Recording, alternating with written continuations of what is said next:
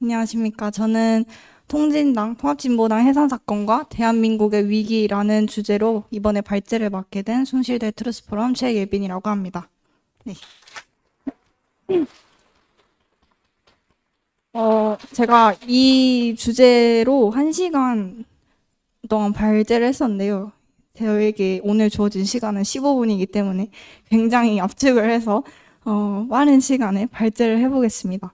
저는 방금 말씀드렸다시피 통진당 해산 사건이 어떻게 이루어졌고, 그리고 이 해산 사건을 통해서 이 시간 여러분들이 대한민국이 정말 위기에 처해 있구나, 그냥 우리가 장난으로 하는 말들이 아니라 진짜 위기 상황에 있구나라는 거를 다시 한번 상기시키시는 그런 시간이 되셨으면 좋겠습니다. 네, 발제 바로 시작하겠습니다.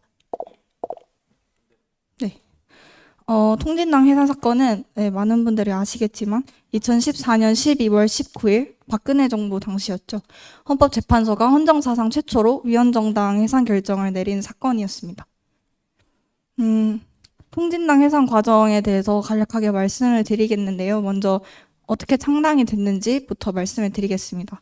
2011년 12월에 통진당은 창당이 되었고요. 3개의 당이 합당을 하면서 창당이 된 당입니다.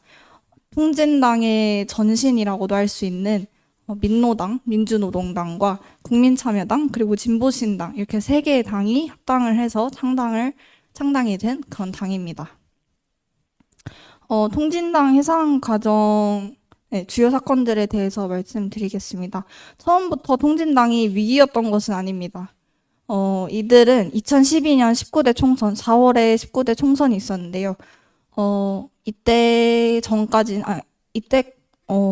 돌풍을 일으켜요. 이 총선에서 지역구 7명, 그리고 비례대표 6명, 총 13석을 확보를 함으로써 단숨에 원내 제3당을 차지합니다. 그런데 항상 어둠은 드러나게 되어 있죠. 여기까지였습니다. 이들의 행복한 나날들은. 비례대표 부정경선 사건이 일어나요. 사건이 이렇게 떠올라요.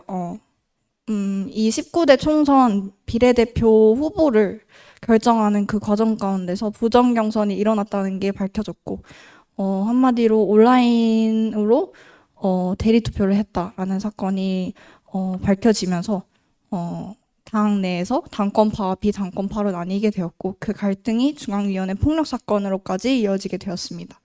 그래서 당시에 공동대표였던 심상정 의원과 그 PD 계열 인사들이 통진당에서 나와서 정의당을 창당을 하였고, 그리고 이석기 내라는 및 국가비안법 위반 혐의로 구속이 되면서 이석기 전 의원이 통진당은 위기에 맞았고, 그리고 정부가 정당 해산을 헌법재판소에 청구를 함으로써, 그리고 헌재 결정을 통해서 통진당은 위헌정당으로 판결나고 당이 해산이 됩니다. 그래서 이 판결문에서 주요하게 다루는 내용이 크게 저는 2가지가 있다고 봤는데요. 첫 번째는 진보적 민주주의였고, 두 번째는 이석기 내라는 사건이었습니다. 이 2가지를 말씀을 드리려고 해요. 먼저 진보적 민주주의에 대해서 정말 간략하게 설명을 드리겠습니다. 네, 내용과 실현 방안을 나눠서 설명을 드리겠는데요. 그 내용을 첫 번째로는 대한체제 이념과 강령적 과제는 크게 3개의 단어로 요약을 할 수 있어요. 자주민주통일, 자민통일하고 한 문장으로 얘기를 하자면 한 민족인 북한과 함께 자주적으로 통일을 이루어야 된다. 우리의 힘으로. 네, 그게 이들의 이념이고요. 주요 이념. 그리고 2번째 민중민주주의에서 민중주권은 이 민중주권은 국민주권과는 완전히 다른 개념이라고 볼 수 있습니다. 민중은 한 국가의 국민 전체를 말하는 게 아니라 노동자, 농민, 중소상공인, 그리고 빈민, 사회적 약자 등 일부 계층들만을 지칭을 하는 거고요. 이들에게만 주권이 있다고 말을 해서 국민주권과는 굉장히 다른 내용이고, 그리고 이 민중은 북한의 인민과 굉장히 유사한 성격을 띱니다. 그리고 이들은 이 진보적 민주주의를 일종의 혁명이라고 보았고, 그리고 이 진보적 민주주의를 과도기적 성격의 정부로 보았어요.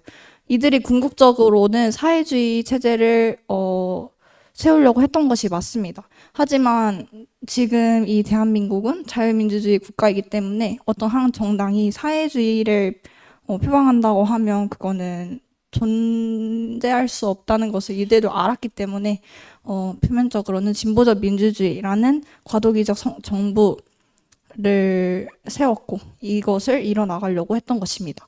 그리고 세 번째로는 연방제 통일을 주장을 했고요. 그래서 이런 진보적 민주주의를 실현하기 위해서는 어떻게 해야 되냐? 이들이 세운 거는 첫 번째 통일전선. 대중을 동원해야 된다고 봤습니다. 이들의 세력으로는 감당하기 힘들 거라는 판단을 내리면서 대중을 선동하고 대중을 선동해야 된다고 말을 했고, 그리고 필요할 때는 저항권, 폭력이 필요하다고 보았고, 폭력을 통해서 정권을 잡아야 된다고 보았지만, 또 이 국가는 자유민주주의 체제이기 때문에 합법적으로 정권을 잡을 수 있는 거는 선거밖에 없잖아요. 그래서 선거를 통해서 또 정권을 잡지만 필요할 때는 폭력을 적극적으로 활용해야 된다라고 보았습니다. 그래서 이상을 종합하면 통진당 주도 세력의 강령상 목표는 첫 번째, 1차적으로 폭력에 의하여 진보적 민주주의를 실현하고, 두 번째, 이를 기초로 통일을 통하여, 세 번째, 최종적으로는 사회주의를 실현하는 것이라고 할 수 있습니다. 네, 이제 이석기 내란 관련 사건에 대해서 간략하게 말씀드리겠습니다. 이석기는 아로라는 레볼루셔너리 오르가니제이션 혁명조직이라는 아로를 이끈 사람이고요. 이 아로는 분기별로 한 번씩 정기 모임도 하고 총회도 열고 했는데 제가 지금부터 말씀드릴 거는 2014년 3월 11일 북한의 정전협정 폐기 선언 이후에 일어났던 회합 내용들에 대해서 말씀을 드리고자 합니다. 저도 통진당 공부를 하면서 아는 사실인데요. 2014년 3월 11일에 북한에서 정전협정 폐기 선언을 했더라고요. 그래서 되게 놀랐습니다. 네, 아무튼 그래서 이틀 후에 13일에 북한으로부터의 지령이 있었어요. 직접적인 지령이 있었는데 그걸 세 가지로 이렇게 나눌 수 있습니다. 첫 번째, 연대 조직을 빨리 꾸릴 것, 그리고 두 번째, 대중을 동원하고, 세 번째, 미군 기지, 특히 레이더 기지나 전기 시설 등 주요 시설에 대한 정보를 수집할 것이라는 지령이 있었고, 그로부터 약 2달 후인 5월 10일에 회합을 엽니다. 그런데 이 회합은 10분 만에 해산이 돼요. 한 사람이 좀 늦게 왔대요. 늦게 왔는데 이석기가 정신 차리라고, 지금 소집령 내려지면 정말 바람처럼 순식간에 오라고 하면서 우리는 지금 준전시가 아니라 전쟁 상황이다.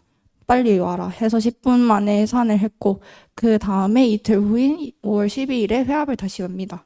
이때 나왔던 내용을 간략하게 설명을 드리자면 이석기가 한반도 정세 분석을 어떻게 했냐.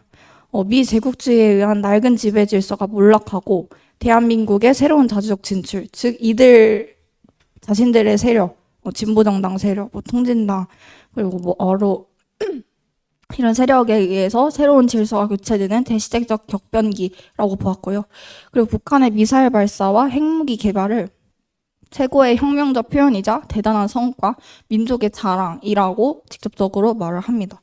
그리고 싸움의 대상, 우리가 싸워야 할 대상은 북한이 아니다. 외래 침략자, 즉 미제국이다라고 말을 합니다. 그리고 남한의 혁명을 책임지기 위해서는 첫 번째, 필승의 신념으로 무장해야 된다라고 말을 합니다. 제2의 고난의 행군까지 각오해야 된다고 말을 했고요. 그리고 정치 군사적 준비, 구체적으로 물질 기술적 준비 체계를 반드시 구축해야 된다고 말을 합니다. 그래서 평택에 있는 유료 저장고를 폭파시켜야 되고 KT 해화지사 폭파, KT 분당 RDC 폭파, 철도 차단, 폭탄 총기 제조 및 구입을 해야 된다고 말을 해요. 이게 다 녹취록에 나와 있는 내용입니다. 굉장히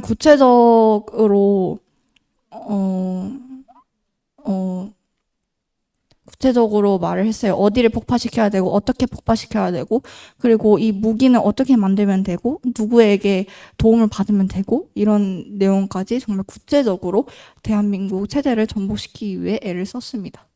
네, 이거는 그 어로에서 나왔던 사진은 아닌데 이게 그 인터넷에 폭탄 만드는 법을 알려주는 영상을 찍고 유포했다가 경찰의 조사를 받았던 사람들에게로부터 압수를 받은 그런 건데요. 이렇게 인터넷에도 폭탄을 만드는 게 나와 있으니까 이걸 보고 만들면 된다라고 말을 했어요. 그래서 사진을 한번 가져와 봤고 이런 걸 폭파시켜야 된다라고 말이 나왔습니다. 그 이외에도 기타 여러 사상학습을 실행했습니다. 강령 규약을 암기시켰고 북한 혁명 영화인 월미도라는 영화를 시청 후 사상학습을 실시하였고요. 그리고 주체사상과 수령론을 정당화하였고 이거는 너무나도 기본적인 내용이었고 그리고 김정일 교실을 학습시켰습니다. 그리고 이런 말을 하면서 회합을 마무리해요. 명령이 떨어진다면 즉각 전투태세로 들어갈 준비가 되었는가를 물었고 이에 대해 동정한 답을 들은 다음 실질적인 내용으로 물질적으로 강력하게 준비할 수 있도록 당장 준비하길 바란다 라고 하면서 내란 관련 회합을 마칩니다. 그래서 이 성격을 세 가지로 정리를 하자면 첫 번째, 북한의 주체사상을 추종하는 너무나도 명확하게 녹취록에 나와 있던 내용이죠. 북한의 주체사상을 추종하는 회합이었고 당시 정세를 전쟁 국면으로 인식하였고 전쟁 발발 시 북한에 동조하여 대한민국 내 국가기관시설, 주요 시설을 파괴하고 무기 제조 및 탈취, 통신 교란 등 폭력수단을 실행해야 된다라고 말을 했던 그런 회합이었습니다. 그래서 결론 부분입니다. 사실 한 국가의 정당을 국가가 강제로 해산시키는 거는 굉장히 위험한 일이고 예민한 부분이고 최후의 수단이라고도 할 수 있겠습니다. 그런데 이런 정말 대전제가 있음에도 불구하고 통진당이 해산이 될 수밖에 없었던 이유는 대한민국의 자유민주주의 체제를 부정하고 그 전복을 꾀하는 당이었고 이는 단순히 옳고 그름이나 좋고 나쁨의 문제가 아니라 존재와 본질에 관한 문제였기 때문입니다. 네, 그래서 저의 발제를 통해서 다시 한번 이 대한민국의 자유민주주의 체제를 수호해야 된다라는 거를 다시 한번 느끼셨으면 좋겠고요. 정말 위기고 우리가 그냥 이렇게 가만히 있어야 될 게 아니라 행동으로 나서고 기도하고 그래야 하지 않나 하는 생각을 하면서 발제를 마치겠습니다. 감사합니다.